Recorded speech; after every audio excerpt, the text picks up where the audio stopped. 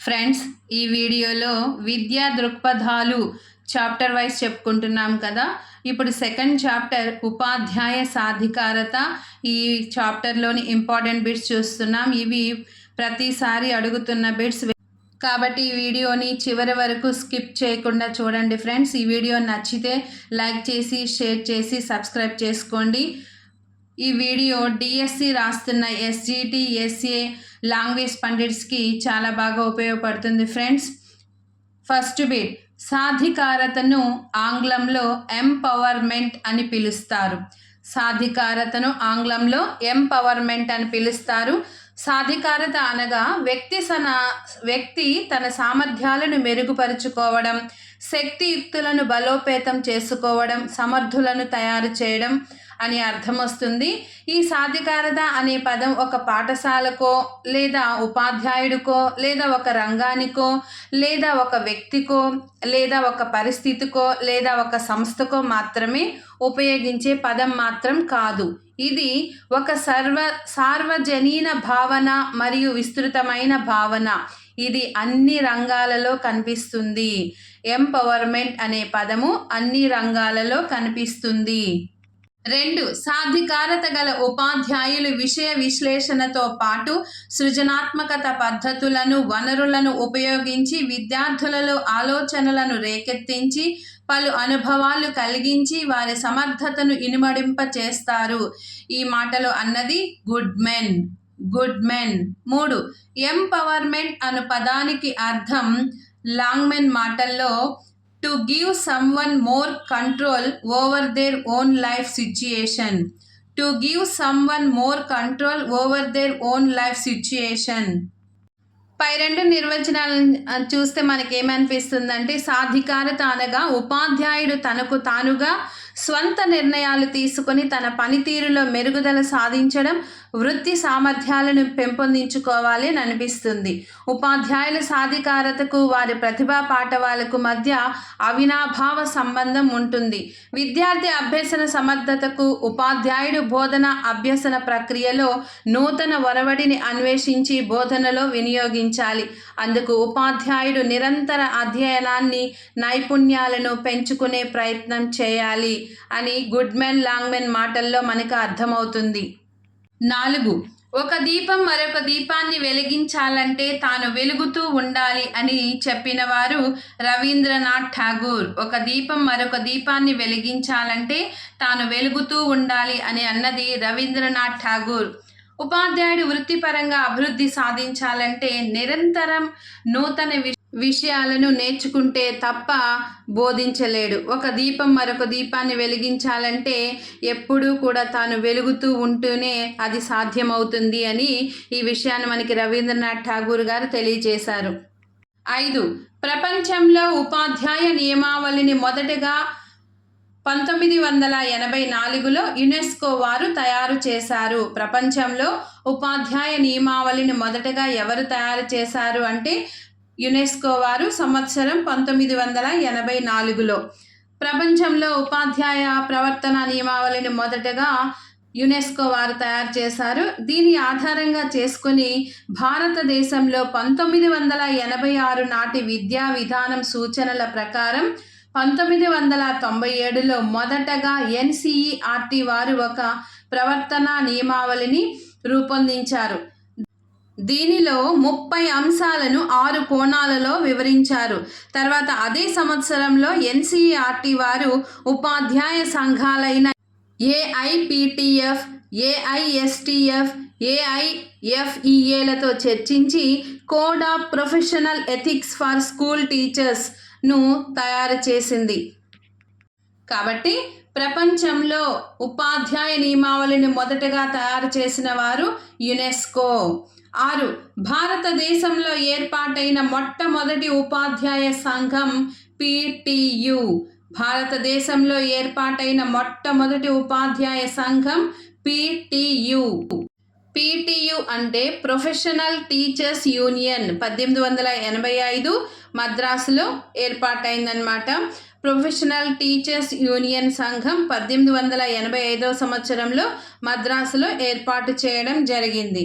7 ఉపాధ్యాయ సంఘాల బాధ్యతలను తెలియచేసిన commission Kothari commission. ఉపాధ్యాయ సంఘాల బాధ్యతలను తెలియచేసిన కమిషన్ కొఠారి కమిషన్. ఈ కొఠారి కమిషన్లోని కొన్ని విధులను చూసినట్లయితే ఉపాధ్యాయ సంఘాలు ఉపాధ్యాయుల యొక్క వృత్తి సామర్థ్యాలను పెంచే చర్యలు చేపట్టాలి, సంఘంలోని సభ్యుల సాంఘిక ఆర్థిక వృత్తిపరమైన స్థాయిలను కాపాడుట, విద్యార్థులకు ఉపాధ్యాయులు ఆధునిక సవాళ్లను ఎదుర్కొనగల విద్యను అందించాలి, ఉపాధ్యాయ వృత్తి ధర్మాలను ప్రవర్తనా నియమావళిని రూపొందించాలి. 8 ఉపాధ్యాయులు కనుక నియమావళిని అతిక్రమించినట్లయితే వారిపై ఫిర్యాదు చేయుటకు ఎన్ని అంచెల వ్యవస్థను కమిటీ సిఫారసు చేసింది? 4 అంచెల వ్యవస్థను. 4 అంచెలు ఏంటంటే school or block ethics committee. దీంట్లో కొన్ని పాఠశాలలకు చెందిన సీనియర్ ఉపాధ్యాయులు సభ్యులుగా ఉంటారు. 2 డిస్ట్రిక్ట్ ఎథిక్స్ కమిటీ. దీనిలో సీనియర్ ఉపాధ్యాయులు మరియు విద్యావేత్తలు సభ్యులుగా ఉంటారు. 3 రాష్ట్ర ethics committee.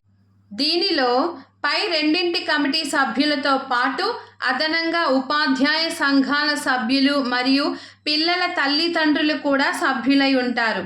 4 national ethics committee. దీంట్లో ఎన్సిటిఈ సభ్యులు, ఎన్సిపిసిఆర్ సభ్యులు, మిగతా పైన 3 ఎథిక్స్ కమిటీలోని సభ్యులందరూ కూడా సభ్యులుగా ఉంటారు. 9 ప్రేరణను ఆంగ్లంలో ఏమంటారు? మోటివేషన్. ప్రేరణను ఆంగ్లంలో మోటివేషన్ అంటారు. ఈ మోటివేషన్ అనే పదము మోవియర్ అనే లాటిన్ భాషా పదము నుండి ఉద్భవించింది. మోవియర్ అనగా కదలిక లేదా చలనం. ఒక వ్యక్తిలో కదలికలను కలుగజేసి లక్ష్యం వైపు పురుగొల్పే స్థితియే ప్రేరణ.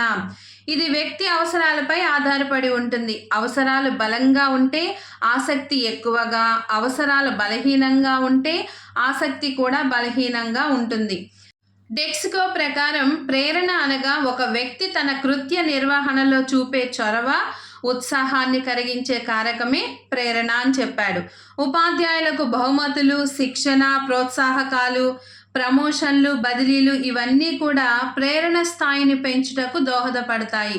ఉపాధ్యాయులలో ఉపాధ్యాయ వృత్తిలో ఇతర ఉద్యోగాల కంటే పదోన్నతి అవకాశాలు తక్కువగా ఉండి ఎక్కువ కాలం ఒకే తరగతి బోధనకే పరిమితమై ఒక రకమైన స్తబ్దత, అనాసక్తి కలిగి కుంఠనానికి గురయ్యే అవకాశం కలదు. కాబట్టి వృత్తిలో నూతనోత్సాహం కలిగించుటకు తప్పనిసరిగా ప్రేరణ అవసరం.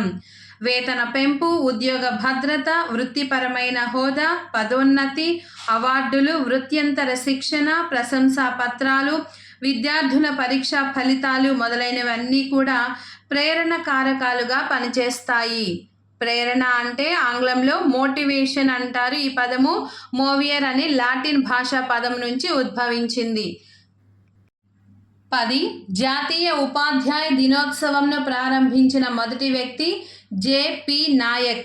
జాతీయ ఉపాధ్యాయ దినోత్సవంను ప్రారంభించిన మొదటి వ్యక్తి జెపి నాయక్. ఇతడు విద్యా మంత్రిత్వ శాఖలో ఉపాధ్యాయుల సంక్షేమ నిధిని కూడా ప్రారంభించారు. ప్రతి సంవత్సరం సర్వేపల్లి రాధాకృష్ణన్ గారి జన్మదినమైన సెప్టెంబర్ 5వ తేదీన జాతీయ, రాష్ట్ర, జిల్లా, డివిజన్, మండల స్థాయిలలో ఉత్తమ ఉపాధ్యాయ పురస్కారాలు అందిస్తూ ఉన్నారు. జాతీయ ఉపాధ్యాయ దినోత్సవాన్ని ప్రారంభించిన మొదటి వ్యక్తి జెపి నాయక్. 11 ఎవరి సూచనల ఆధారంగా ఎన్సిటిఈ వారు ఉపాధ్యాయ విద్యలో అనేక మార్పులు చేశారు? ఆర్హెచ్ దవే. ఎవరి సూచనల ఆధారంగా ఎన్సిటిఈ వారు ఉపాధ్యాయ విద్యలో అనేక మార్పులను చేశారు? ఆర్హెచ్ దవే. ఉపాధ్యాయుడు ఏ ఏ సామర్థ్యాలను కలిగి ఉండాలి అని తెలియజేసిన వారిలో ప్రముఖ వ్యక్తి ఆర్హెచ్ దవే. ఇతని సూచనల ప్రకారంగానే ఉపాధ్యాయ విద్యలో అనేక మార్పులు చేశారు. 12 ఎన్సిఈఆర్టీ మాదిరిగా రాష్ట్ర స్థాయిలో పనిచేస్తున్న సంస్థ SCERT, state council of educational research and training. SCERT state council of educational research and training. దేశంలో ఎన్సిఈఆర్టీ మాదిరిగా రాష్ట్ర స్థాయిలో పనిచేస్తున్న సంస్థ. ఇది 1967 జూలై 27న ఏర్పాటైంది. 1967 జూలై 27న. ఇది రాష్ట్ర విద్యాశాఖకు విద్యా విషయక సలహాదారుగా పనిచేస్తుంది. ఎస్సీఈఆర్టీ రాష్ట్రంలో డిఎస్సి ఆధ్వర్యంలో పనిచేస్తుంది. ఎస్సీఈఆర్టీ రాష్ట్రంలో డిఎస్సి ఆధ్వర్యంలో పనిచేస్తుంది. డిఎస్సి అంటే డైరెక్టరేట్ ఆఫ్ స్కూల్ ఎడ్యుకేషన్, పాఠశాల విద్యాశాఖ. డైరెక్టరేట్ ఆఫ్ స్కూల్ ఎడ్యుకేషన్, పాఠశాల విద్యాశాఖ ఈ ఆధ్వర్యంలో పనిచేస్తుంది. 13. జాతీయ స్థాయిలో ఎన్సీఈఆర్టీ మాదిరిగా రాష్ట్ర స్థాయిలో ఎస్సీఈఆర్టీ మాదిరిగా జిల్లా స్థాయిలో పనిచేస్తున్న సంస్థ DIET, district institute of education and training, జిల్లా విద్యా శిక్షణ సంస్థ. డైట్ దీన్ని విస్తరించగా district institute of education and training, తెలుగులో జిల్లా విద్యా శిక్షణ సంస్థ. జాతీయ స్థాయిలో ఎన్సీఆర్టీ మాదిరిగా రాష్ట్ర స్థాయిలో ఎస్సీఆర్టీ మాదిరిగా జిల్లా స్థాయిలో పనిచేస్తున్న సంస్థే డైట్. ఎన్పిఈ 1986, పిఓఏ 1992 సిఫార్సుల మేరకు ప్రాథమిక విద్యాభివృద్ధికి భారతదేశంలో ప్రతి జిల్లాకు ఒక డైట్ ఏర్పాటు చేయబడింది. గతంలో వీటిని టీటీఐ అనే పేరుతో పిలిచేవారు. టీటీఐ అంటే టీచర్ ట్రైనింగ్ ఇన్స్టిట్యూట్, ఆ పేరుతో పిలిచేవారు. 1987 అక్టోబర్ నుండి కొత్తగా భారతదేశంలో డైట్లు ప్రారంభించబడ్డాయి. తర్వాత వీటికి మెరుగులు దిద్ది మొత్తం 7 విభాగాలతో కూడిన డైట్ వ్యవస్థను 1988వ సంవత్సరంలో ఏర్పాటు చేశారు. ఆ 7 చూద్దాము. 1 పూర్వ ప్రాథమిక ఉపాధ్యాయ విద్య, 2 వృత్యంతర కార్యక్రమం విస్తృత సేవలు, 3 వయోజన విద్య కోసం జిల్లా వనరుల శాఖ, 4 ప్రణాళిక నిర్వహణ, 5 విద్యా సాంకేతికత, 6 పని అనుభవం, 7 పాఠ్య ప్రణాళిక మూల్యాంకనం. 14 సాంకేతికంగా అభివృద్ధి రావడంతో డైట్ కోర్సును 2015వ సంవత్సరం నుంచి డిఈఎల్ఈడి, డిప్లొమా ఇన్ ఎలిమెంటరీ ఎడ్యుకేషన్గా అనే కోర్సుగా మార్చారు. సాంకేతికంగా అభివృద్ధి రావడంతో డైట్ కోర్సును 2015వ సంవత్సరం నుంచి D.El.Ed, diploma in elementary education కోర్సుగా మార్చారు. 15 ఎన్సిటిఈ ప్రధాన కార్యాలయం ఎక్కడ ఉంది? ఢిల్లీలో. ఎన్సిటిఈ ప్రధాన కార్యాలయం ఎక్కడ ఉంది? ఢిల్లీలో. ఎన్సిటిఈ అంటే national council for teacher education, తెలుగులో జాతీయ ఉపాధ్యాయ విద్యా మండలి. ఢిల్లీలో ఉంది ప్రధాన కార్యాలయం. కానీ దీనికి దేశవ్యాప్తంగా 4 ప్రాంతీయ కార్యాలయాలు కూడా ఉన్నాయి. అవి 1 ఉత్తర ప్రాంత ప్రధాన కార్యాలయం, ఇది జైపూర్లో ఉంది. 2 దక్షిణ ప్రాంత ప్రధాన కార్యాలయం బెంగళూరులో ఉంది. 3 తూర్పు ప్రాంత ప్రధాన కార్యాలయం భువనేశ్వర్లో ఉంది. 4 పశ్చిమ ప్రాంత ప్రధాన కార్యాలయం భూపాల్లో ఉంది. 16 కేంద్రీయ దృశ్య శ్రవణ విద్యా వికాస సంస్థ అని దేనిని పిలుస్తారు? సైట్, CIET, central institute of educational technology. కేంద్రీయ దృశ్య శ్రవణ విద్యా వికాస సంస్థ అని దేనిని పిలుస్తారు? CIET, central institute of educational technology. ఈ సంస్థ 1984 సంవత్సరంలో ఎన్సీఈఆర్టీకి అనుబంధంగా ఏర్పాటు చేశారు ఈ సంస్థనే కేంద్రీయ దృశ్య శ్రవణ విద్యా వికాస సంస్థ అని కూడా పిలుస్తున్నారు. ఈ సంస్థ యొక్క ముఖ్య ఉద్దేశం విద్యలో సాంకేతికతను జోడించి విద్యను సులభతరం చేయడం. సబ్జెక్టుకు సంబంధించిన పాఠ్యాంశాలను ఆడియో వీడియోల రూపంలో తయారు చేసి ఆ పాఠ్యాంశాలను టీవీల ద్వారా రేడియోల ద్వారా ప్రసారం చేయడం. సబ్జెక్టుపై అవగాహన కోసం అమూర్త భావనల నుండి మూర్త అనుభవాలు కల్పించడం కోసం చార్టులు, స్లైడ్లు, ఫిల్ములు రూపొందించి విద్యా సంస్థలకు సరఫరా చేయడం. ఉపాధ్యాయులకు ఖర్చు లేకుండా తక్కువ వెలతో బోధనోపకరణాలు ఎలా తయారు చేసుకోవాలో శిక్షణ ఇవ్వడం. ఇవన్నీ కూడా సెంట్రల్ ఇన్స్టిట్యూట్ ఆఫ్ ఎడ్యుకేషనల్ టెక్నాలజీలో భాగాలే. 17 కలకత్తా యూనివర్సిటీ కమిషన్ సిఫార్సుల మేరకు 1921లో ఏర్పడి 1923లో రద్దు కాబడి తిరిగి హార్టాగ్ కమిటీ సిఫార్సుల మేరకు 1935లో స్వయం ప్రతిపత్తిని పొంది తిరిగి పునరుద్ధరించబడినది. CABE central advisory board of education కేంద్ర విద్యా సలహా మండలి central advisory board of education. దీని యొక్క విధులు భారతదేశంలో విద్యకు సంబంధించి కేంద్ర రాష్ట్ర ప్రభుత్వాలకు సలహాలు ఇచ్చే సంస్థ ఇది వివిధ నూతన పోకడలతో కూడిన విద్యా సంబంధ కార్యక్రమాలను రూపొందించి వాటి అమలుకు సిఫారసు మరియు విద్యా సంబంధ విశ్లేషణతో పాటుగా మార్గదర్శకాలు ఇస్తూ కేంద్ర మంత్రిత్వ శాఖకు సలహాదారునిగా ఉంటుంది. ఈ సంస్థకు చైర్మన్గా కేంద్ర విద్యాశాఖ మంత్రి వ్యవహరిస్తారు. 18 UGC అనగా యూనివర్సిటీ గ్రాంట్స్ కమిషన్, విశ్వవిద్యాలయాల నిధుల సంఘం.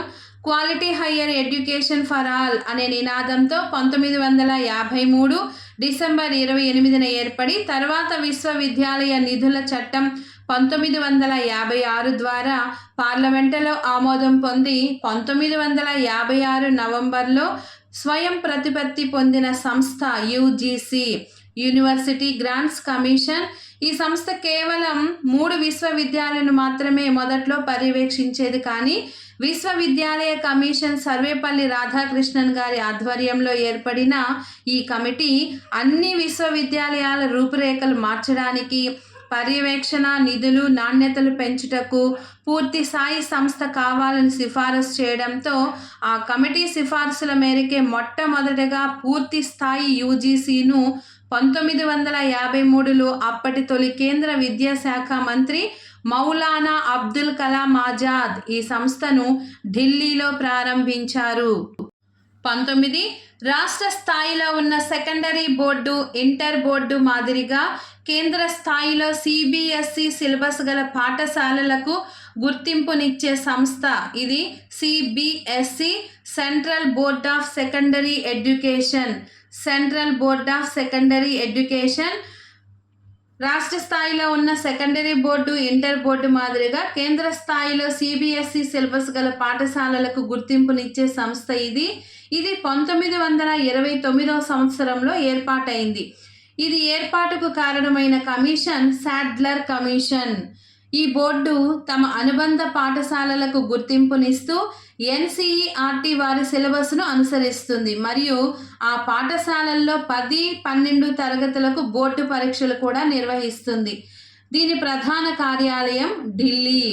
జాతీయ స్థాయిలో CTET, నెట్ పరీక్షలను కూడా ఈ CBSE నిర్వహిస్తుంది. CTET, నెట్ ఈ 2 పరీక్షలను కూడా CBSE నిర్వహిస్తుంది. 20 విద్యార్థి పాఠశాల విడిచి వెళ్లే వరకు అతని సమగ్ర సమాచారాన్ని తెలియచేసేది క్యుములేటివ్ రికార్డు. విద్యార్థి పాఠశాల విడిచి వెళ్లే వరకు అతని సమగ్ర సమాచారాన్ని తెలియచేసేది క్యుములేటివ్ రికార్డు.